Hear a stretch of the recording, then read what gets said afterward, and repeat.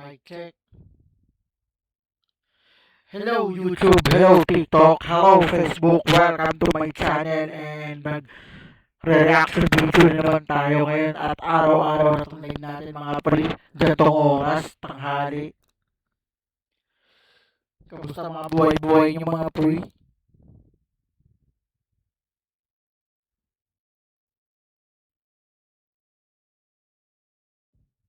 Hanap tayo ng mga reaction natin.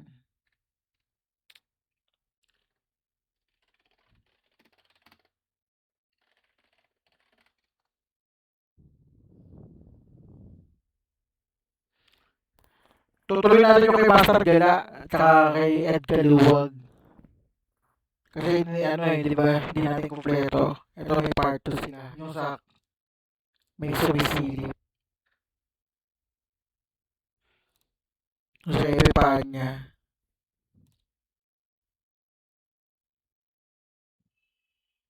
Ito.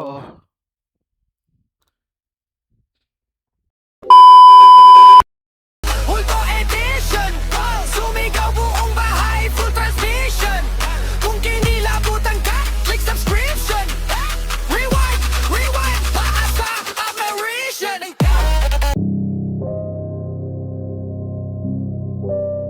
Galing din ng editor ni Sir Ed no?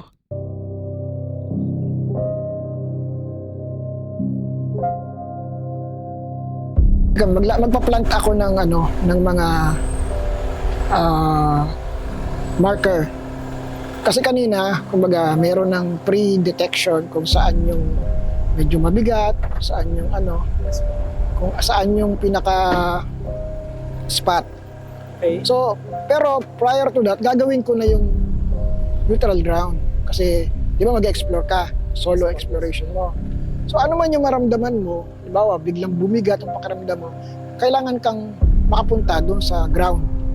Yung sa markings. Oo, hindi yung sa neutral ground na gagawin. Yung pinanood natin kahapon, di ba yung sila, yung grading. Ito naman bago to. Ko. Okay. So, parang ganito yun, halimbawa ito yung safe ground. So, maglalagay ako dyan ng candles. Yan yung, pag nakapasok ka dyan, kahit ano man yung nandyan, hindi ka magagalaw. Okay. So, yun yung Parang pinaka-shield ko. yes. Lahat natin, if in case nandun na tayo sa loob at ginagawa na natin yung may isang nakaramdam o kaya biglang binalibag yung silya, tungtong tayo dapat doon. Dapat tayo doon. Kasi ang next nilang gagawin, babaguhin nila yung paningin natin. Nice. Yun yung next move nila, gagawin nila yun. Paano nila babaguhin yun? Para mag-create na ng panic. So, yan yung mga gagawin nila. So, ito yung reason kung bakit gusto ko na gawin ng proper. Kasi nga, baka gayahin ng iba, tapos wala silang ginagawa, tapos mangyari yon. Kagaya mo, nag-explore ka solo.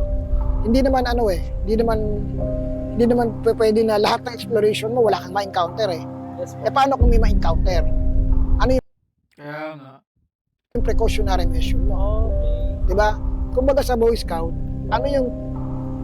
dapat lagi kang handa. Kasi who knows?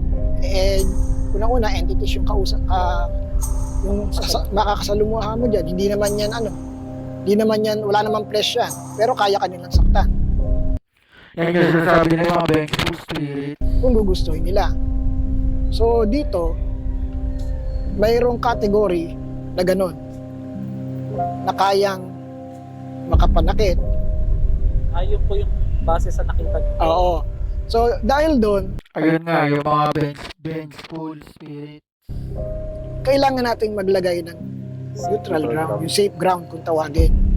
So doon sa safe ground na yon, ano man ang mangyari, pag naramdaman mo na kailangan kasi maging aware ka sa body mo once na tumungtong ka na.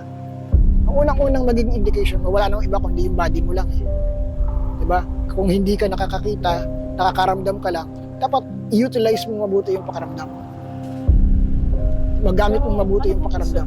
Tanong ko lang, Sir Ed, it's a sign mo ba na once na ako may time na syempre mga haunted na lugar din pinupuntahan ko, consider din.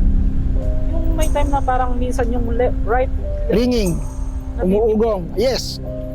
Ibig Yan. siya. Ngayon po, habang nag-uusap Yes, tayo, I know. saksi Alam ni Sir Ed talaga yung mga ganyan eh, no? itong video na to, Yes, ngayon po, meron nang nag-aabang sa atin dyan.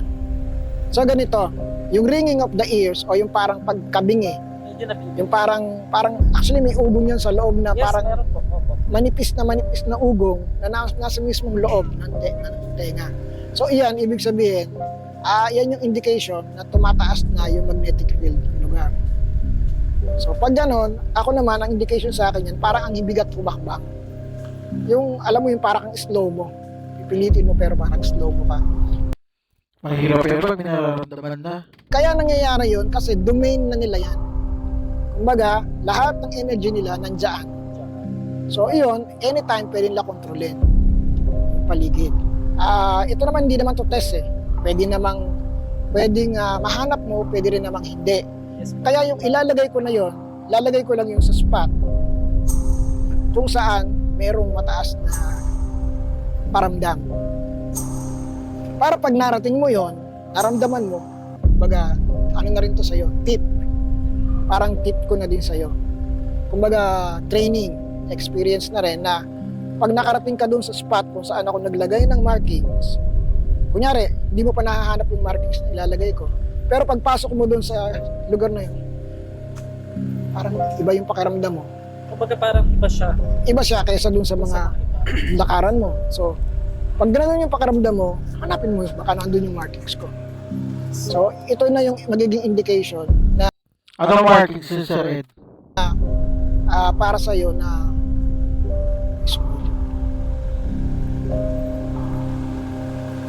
Yung indications kung nasaan yung mga outlooms. Ang amin lang sir, kumbaga sa bawat exploration namin ng mga ghost hunting, kailangan namin sir ng test pa. Kumbaga syempre si Sir Ed, siya muna. Nauna na siya kanina sir. Kumbaga Okay. mag-iiwan kami ng mga ng mga palatandaan. markings. Yun yung proof na meron doon na may something doon sir, di ba? And Yun then yung yun yung hahanapin mo sir. You're free to explore kahit anong sulok dyan sir. Walang problema ron. Kung makita mo sir, mas maganda. Pero kung hindi, okay lang. So, Kasi pag- babalik naman tayo. babalik ka tayo naman sir sa magkakasama babae. niya. Tapos, doon ko na may explain sa'yo. Tapos dalawa na kayo sir. Tapos ituro mo na sir kung kay Sir Ed kung saan yung meron, saan yung wala, saan mo nakita yung markings. Basta sir, pag magkasama na kayo sa exploration nyo, habang naglalakad kayo, you can ask whatever you want. Okay. Ganun lang sir. And then, with that, Lahat ng pointers na gusto mong tanong. doon na tayo magko-conclude siguro ng kabuuan. Kasi ang approach namin sir is Education. educational, docu, ganun. Kumbaga more on ano to eh. Parang patutunayan natin yung existence ng supernatural through exploration.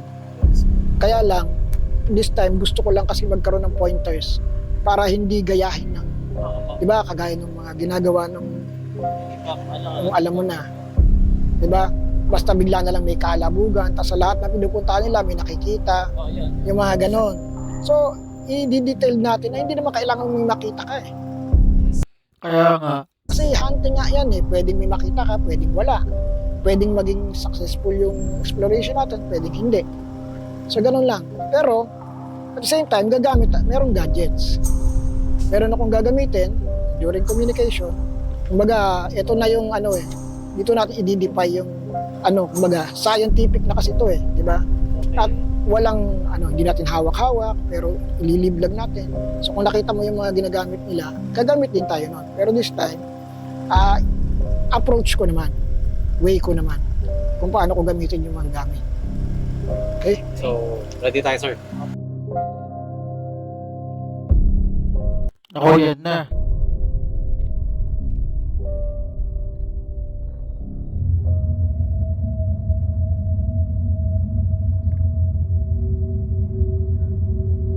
So, Pre-film ko na Sir Ed eh, no? ito na po yung sinabi ko kanina na babalik kami pagkagat ng dilim. So, ito na.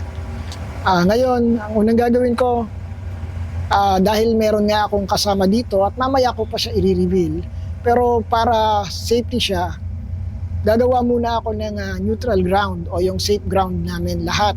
Just in case na may mangyari, meron kaming lugar na kung saan safe kami. Okay? So, samahan nyo na ako para makita ninyo kung paano ginagawa ang isang neutral ground. Ayan yung neutral ground.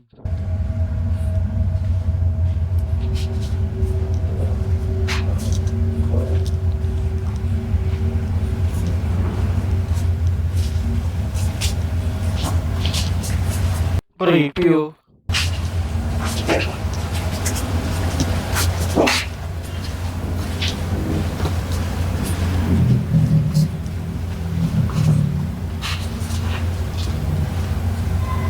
Dahil kanina nung pumunta kami rito, ito yung napili kong spot kasi ito yung Saan yan? spot kung saan na mababa yung magnetic field. So, dito tayo magiging safe. Mula rito sa spot na to hanggang dito. So, dito ko i-establish yung aking neutral ground. So, simulan na natin. Gamit ko. Ang gamit ko. Pinapaabot po niya yung gamit niyo. Mga candles. Anong gamit gagamitin niyo dyan?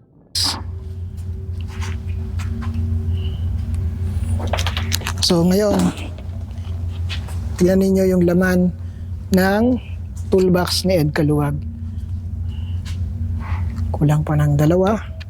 Ano naman ba dyan, Sir Ed?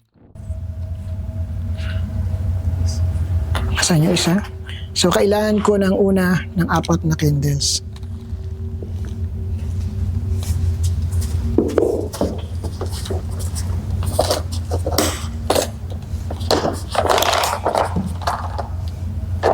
May toolbox talaga oh. Okay. Narito nyo rin yung mga gamit natin na REM pad, yung ating music box, pero mamaya pa natin i-establish.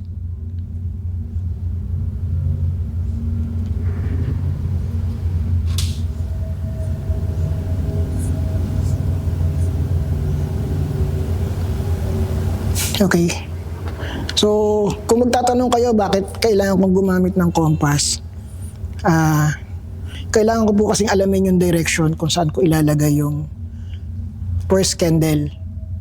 Kasi, dun sa direction na yon, dun ako magsisimulang tumawag ng tinatawag natin mga guardians o yung mga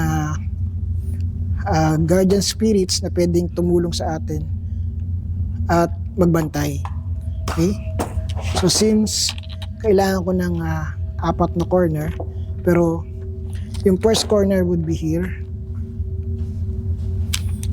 Ito yung space na enough lang para makatungtong ang mga ilang tao. So kung ilan kami rito, yun yung dapat makapasok dito sa grounds. Yung ginagawa ko. So here. And then, expand natin dito para medyo kahit magsiksikan kami sa loob nito, okay na. Ano yan? Anong gagawin, Sir Ed, dyan? So mamaya, during exploration ng aking kasama rito, yung aking kakolab, ito yung safe ground na kung saan kapag naglibot siya, yan, ang lakas na. Honestly, medyo Carmel! sana naman yung pakiramdam na para kang nililindol, which is the same na pakiramdam kapag meron tayong mga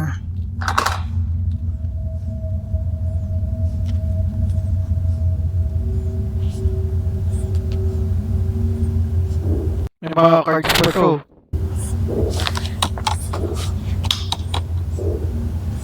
ang lakas ng flashlight Manila. Flashlight. Sorry. Nag-promote pa eh, no? Malabo po kasi yung mata ko kapag gabi. Pero hindi ako pwedeng magsalamin habang dahil mas nagiging malabo siya. So I'll be using this sigil. And then, this is for protection.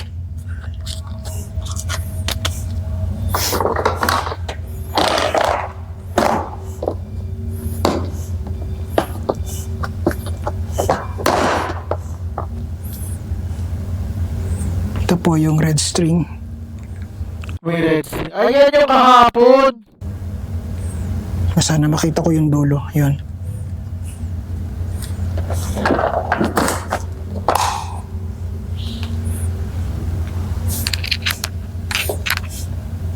Need to tie the strings.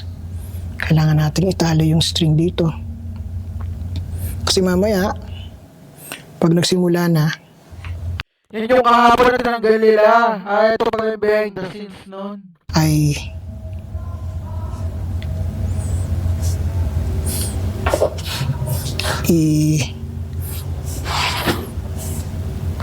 ikot natin to dito. Sorry.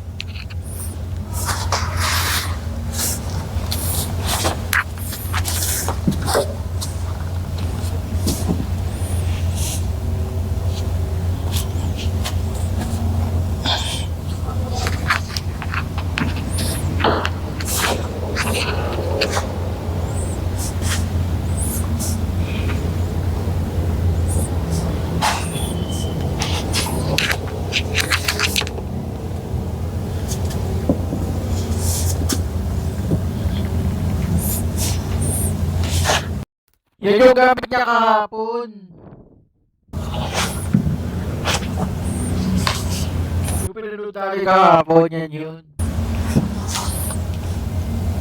So, kailangan po kasi lagi tayong prepared. Hindi mo natin ina-expect kung anong mangyayari. Pero at least, worst comes to worst, meron tayong protection. Okay. Ina-explain niya talaga, Sir Ed. Okay.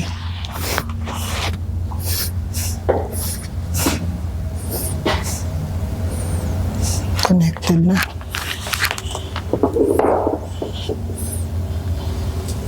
Ganda ng flashlight niya, oh.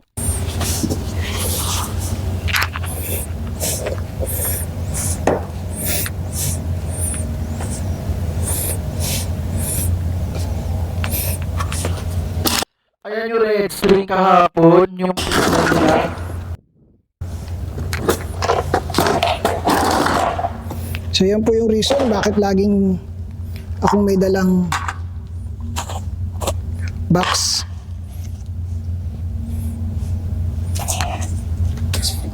Okay. Salt for protection.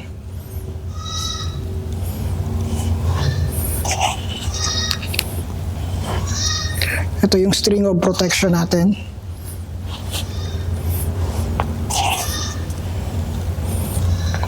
So baka itatanong ninyo, bakit hindi ko to ginawa sa Clark?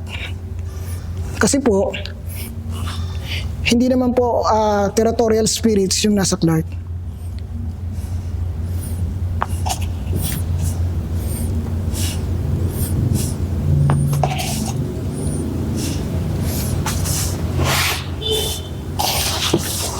So hindi naman natin kailangan na napakaraming salt.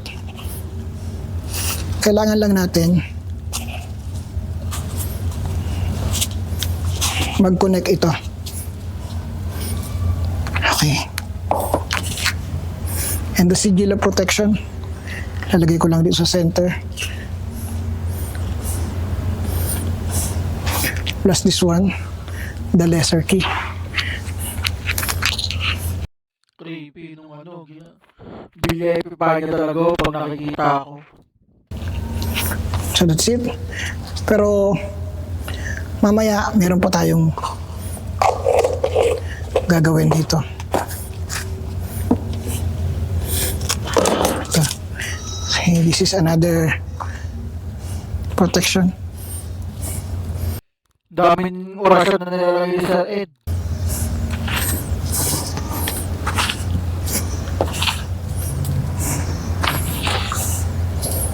So this is what a shaman do kapag nagri-ritual. So these are the protection ritual na gagawin natin. Ritual yan, protection. So ito po. Tapos ko na yung protection ritual. Pero once na inintroduce ko na po yung ating kasama, Dahil siya po yung unang mag-explore. Kailangan sindihan na natin yung kandila. And gagawin po natin yun kapag Okay, yan na natin to guys. Kakat muna natin to at papanoorin natin to later. And ngayon, ikakat muna natin. Masyado siyang mahaba. Sa lahat ng mga natuwa dito sa reaction natin dito ngayon, huwag na makakalimutan mag-like, share, and subscribe. Bye-bye.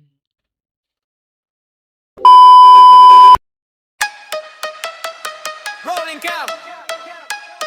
Check mic. Tara na. Madilim na kanto. Sumama ka.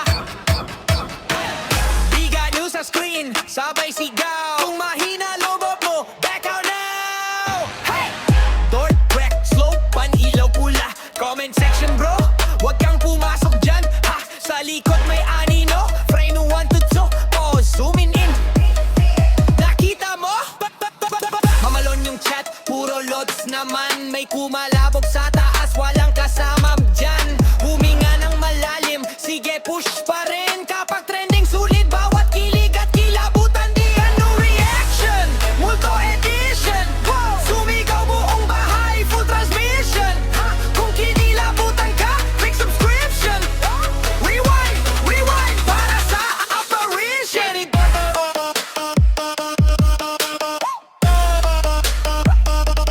Big ano reaction.